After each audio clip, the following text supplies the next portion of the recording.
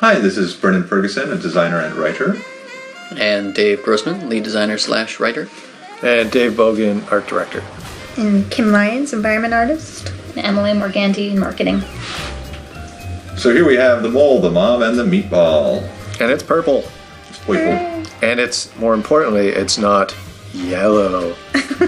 Yes, we had originally planned to go through the colors of the rainbow on the 6 opening sequences, but we got as far as orange, and people started posting on the forums saying, hey, what's the next color going to be? And they started associating the rainbows with Hue Bliss, which was exactly what we didn't want them to do yet anyway. We wanted to sort of keep that a secret for a little while. So we, as an emergency last-second measure, changed this one to purple.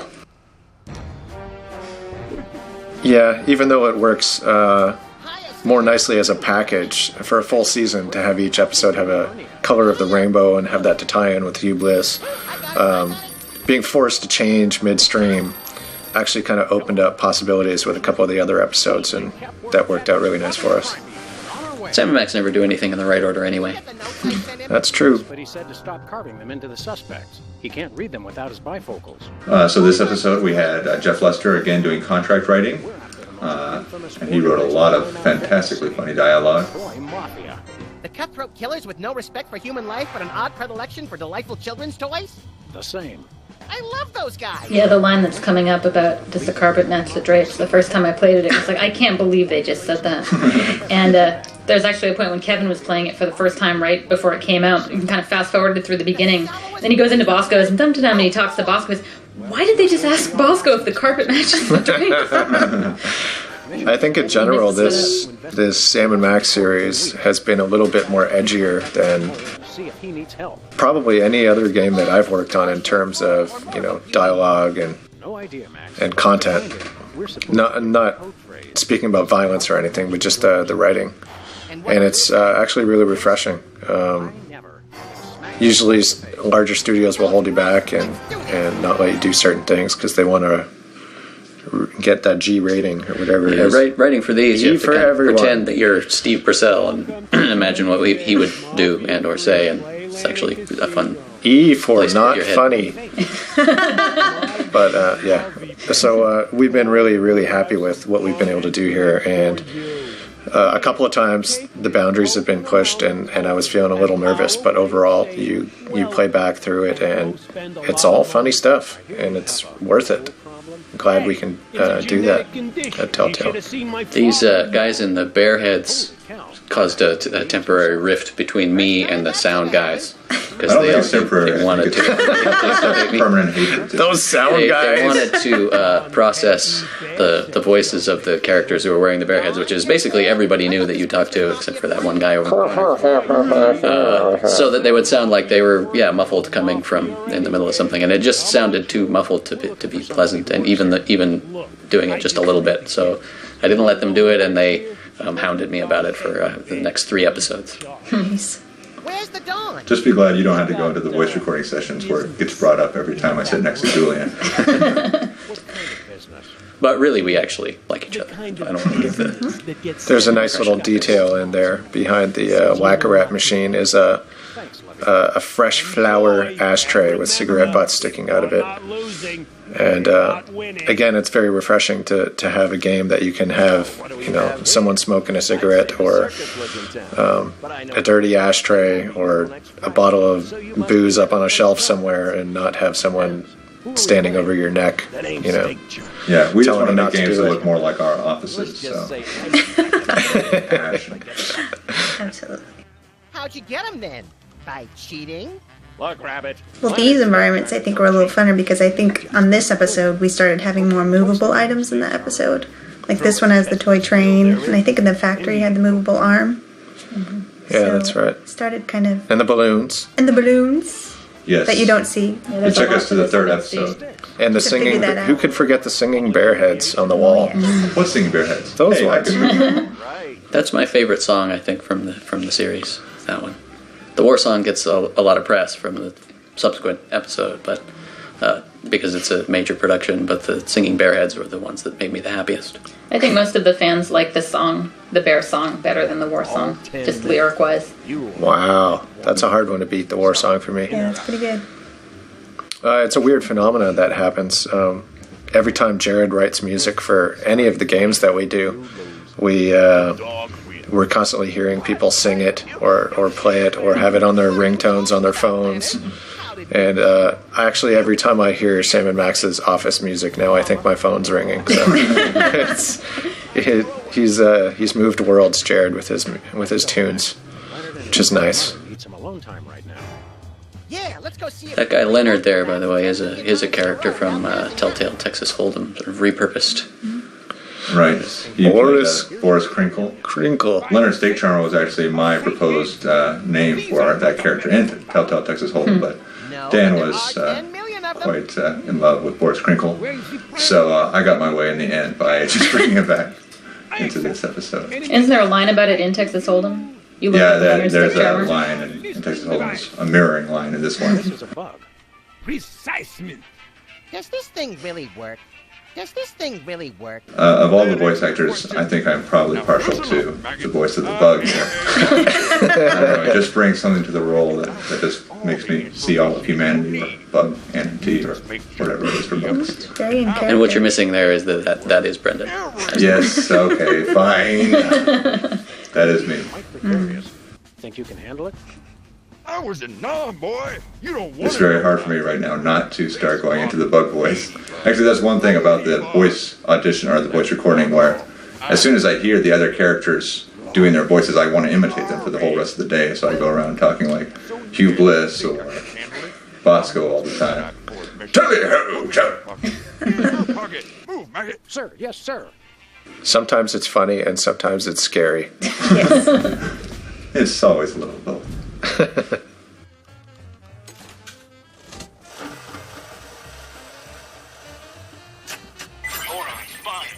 Sweet mother of bleary-eyed gambling So this addiction. puzzle was originally going to be a lot more complicated. But there's no prize.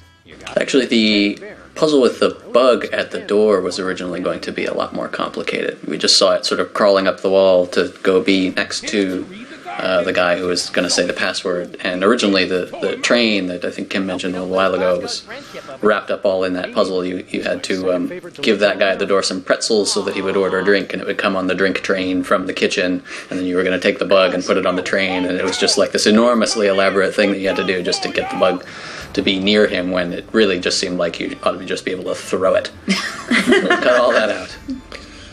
And that decision kind of opened up this nice opportunity to have the bug crawling up all these different surfaces and basically forced us to do like a little mini cutscene for the bug for each character, which ended up being really cinematic, I think. Seeing the bug crawl up the wall and end up on Sybil's desk in front of Sybil with a nice low camera shot. It was really cool looking. Nothing but loiter around my store all day. And also introduced our first film wipe technique into the games, which is cool.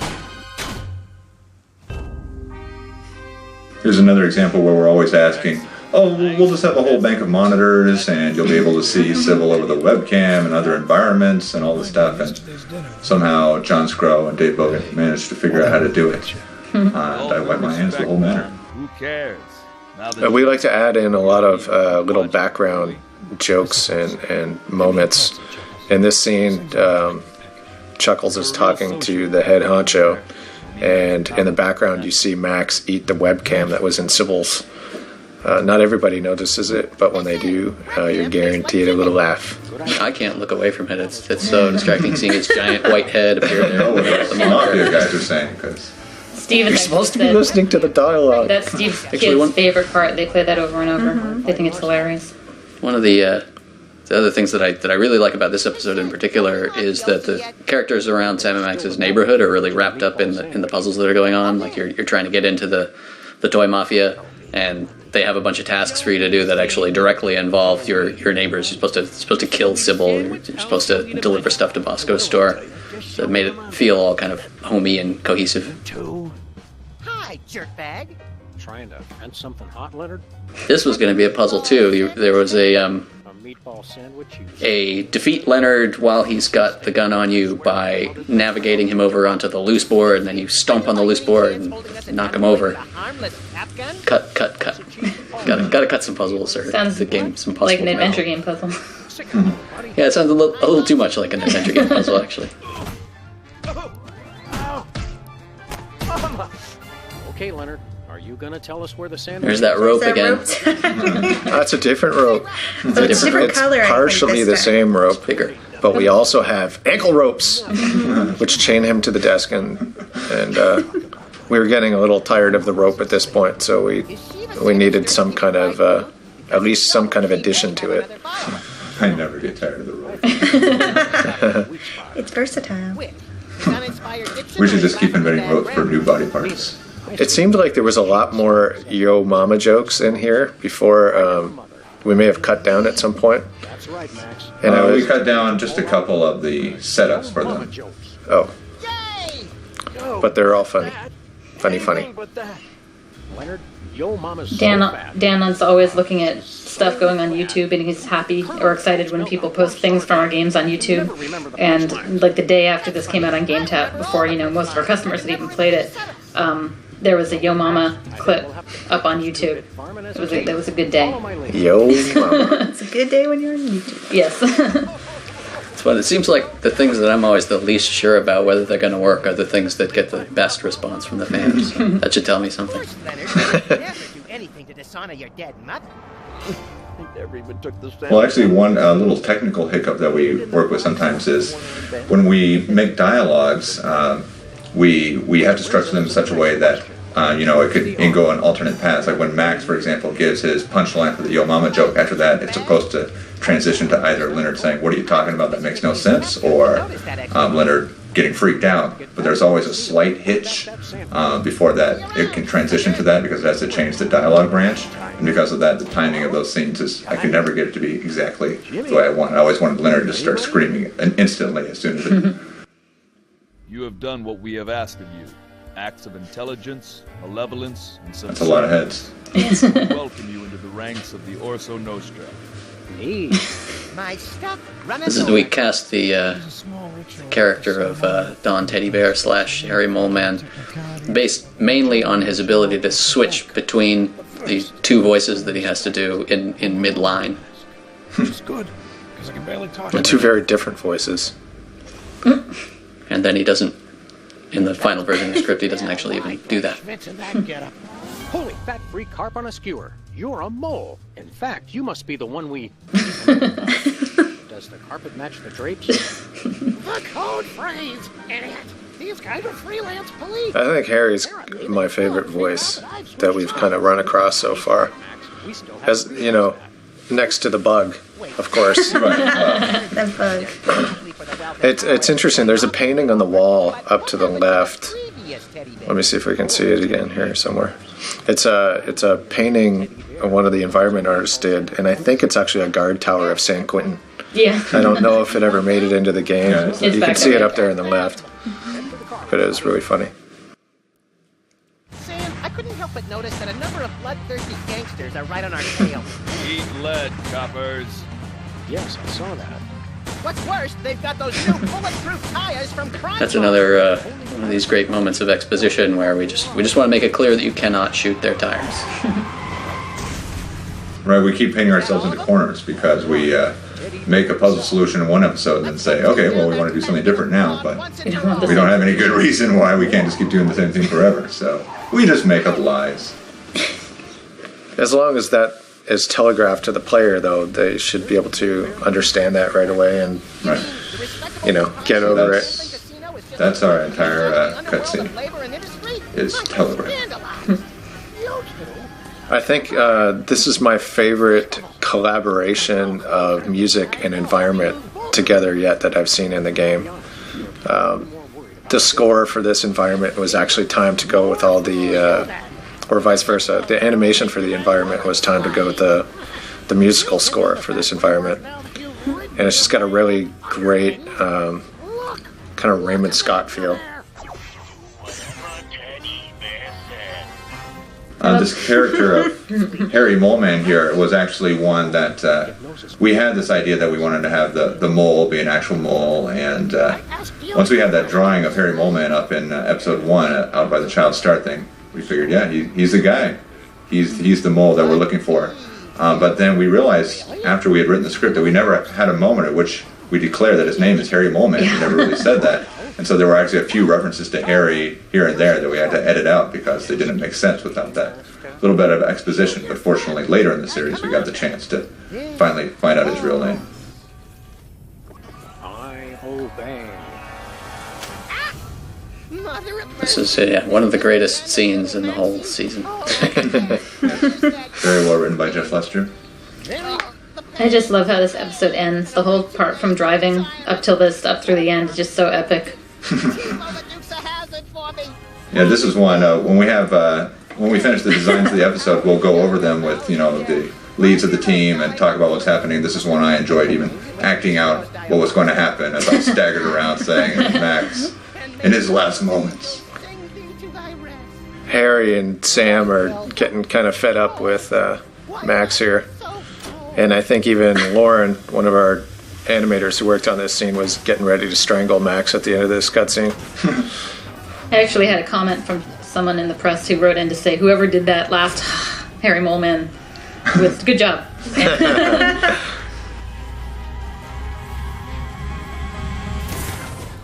Again, we can make use of some good cartoon classic things, the gauge going up. Sometimes we actually do look for ways to just kind of iconically or quickly give you the idea of something without having to have a lot of boring exposition, like I'm doing right now, for example. Just quick ways so you can see, aha, pressure builds up in this thing. Good. Now I'm off to see what Ryan.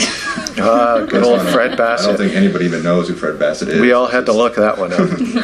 Max, you keep playing dead.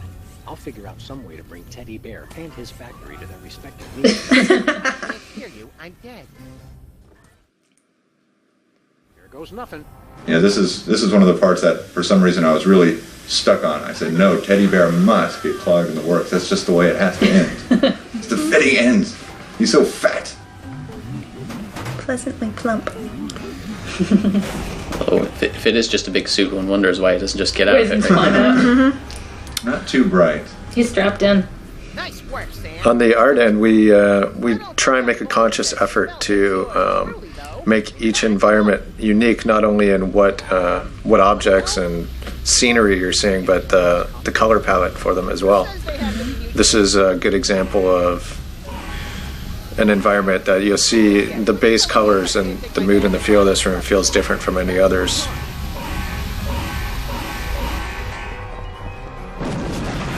That's excellent. That's so Very great. simple. That one scene cost us $25 million. Well worth it. Actually, it was probably about an hour of John Scro's time. That's what I call breaking the bank. And the sidewalk, and the water main, and the buffet table. You're really broken up about that buffet table, aren't you, Max? It was the only innocent in this whole affair. We always end on food somehow. And that wasn't on purpose? Well, maybe the I'm not saying it wasn't a purpose. Well, at the end of the day, when we're writing, we're all getting kind of hungry, so you just kind of gravitate towards the things that we want to eat, like weasel bars or whatever. I forget what he says right there. The other big hurdle for this entire last cutscene sequence was the fact that the toy factory was supposed to explode.